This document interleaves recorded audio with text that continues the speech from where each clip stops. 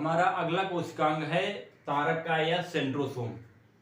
Centrosome की अगर बात की जाए तो सबसे पहले सेंट्रोसोम मुख्यतः जंतु कोशिकाओं में पाया जाता है, यानी कि यह एक जंतु कोशिकाओं का कोशिकांग है। उसके बाद यह कुछ कवकों और कुछ निम्न श्रेणी के पादपों में भी पाया जाता है, लेकिन यह मुख्यतः जंतु कोशिकाओं में ही पाया जाता है। सेंट्रोसोम देखा जाए अगर इसकी उपस्थिति तो यह केंद्रक के पास एक नलिकाकार संरचना में, मतलब द्विध्रुव नलिकाकार संरचना में पाया जाता है। और इसकी अगर एक रफली संरचना की बात की जाए तो कुछ ऐसे होता है, एक इधर सेंट्रियोल होता है, एक इधर सेंट्रियोल होता है, ये बीच में ऐसे जुड़ा होता है, यानी कि एक तारक केंद्रक इधर और एक तारक केंद्रक इधर होता है।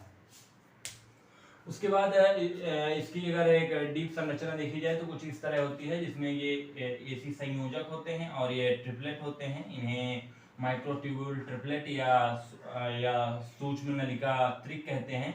और ये माइक्रोट्यूब्यूल ट्रिपलेट और सूक्ष्म नलिका त्रिक एक छोटे आवरण से घिरे होते हैं, जिसे तारकाय या सेंट्रोस्फियर कहते हैं। और ये पूरी संरचना क्या है, एक सेंट्रियोल या तारक केंद्र बनाती है। उसके बाद इसी तरह से ये दोनों छोरों पर दो सेंट्रियोल या तारक केंद्र होते हैं, और ये सेंट्रियोल और सेंट्रोस्फियर ये मिलकर के सेंट्रोसोम बनाते हैं। यानी कि सेंट्रियोल और सेंट्रोस्फियर ये सेंट्रोसोम के ही छोटे पार्ट्स हैं।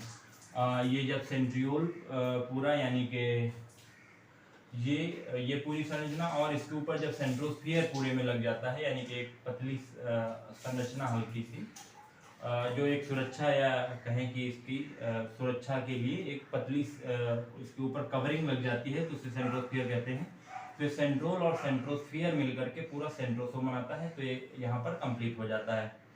उसके बाद मेन वर्क जो है सेंट्रोसोम का, वह सेल डिवीजन में होता है, यानी कि सेंट्रोसोम ही सेल डिवीजन करवाता है। कोशिका विभाजन में सेंट्रोसोम ही सबसे ज़्यादा महत्वपूर्ण होता है। सेल डिवीजन में यह मुख्यतः एक, जैसे कि हमेशा नई कोशिकाओं का निर्माण पुरानी कोशिकाओं के विभाजन से होता है, तो उसी प्रकार ये यानी कि सेल डिवीजन में महत्वपूर्ण होता है और नई कोशिकाओं के निर्माण में सहायक होता है। सेल डिवीजन में इसमें बेसल बॉडीज बनती हैं, जिनमें सीलिया और फ्लैजेला, जो कि आगे वाली वीडियोज में हम अभी बात करेंगे, सीलिया और फ्लैजेला बनते हैं, जो कि कोशिका के गमन के लिए भी महत्वपूर्ण होते हैं। और उसके बाद इसकी जो संरचना होती है वह ये देखिए, आप खुद कुछ इमेजिन कीजिए कि ये कुछ बैलगाड़ी के पहिए के जैसी इसकी संरचना होती है, यानी कि बुलकार्ट व्हील जैसी इसकी संरचना होती है। और उसके बाद सबसे मेन काम इसका होता है सेल डिवीजन का। जैसे हमारे शरीर में अगर बात की जाए तो कुछ कोशिकाओं में ज़्यादा ये सेंट्रोसोम पाए जाते हैं, जैसे कि लीवर की कोशिकाएं सबसे ज़्यादा मतलब अपने डैमेज को रिकवर कर लेती हैं। इसका मतलब है कि वहाँ पर सेंट्रोसोम सबसे ज़्यादा पाए जाते हैं, और मतलब वहाँ पर कोशिकाएं निरंतर या तेजी से विभाजित होकर के अपने डैमेज रिकवर कर लेती हैं। ब्रेन में या माइंड में कहें, ब्रेन में सेंट्रोसोम कम पाए जाते हैं, और इसीलिए वहाँ पर कोशिका विभाजन मतलब बहुत देरी से होता है, या इस तरह कहें कि नई कोशिकाओं का निर्माण बहुत कम होता है, और सबसे ज़्यादा लीवर में होता है। तो ये था हमारा सेंट्रोसोम या तारकाय।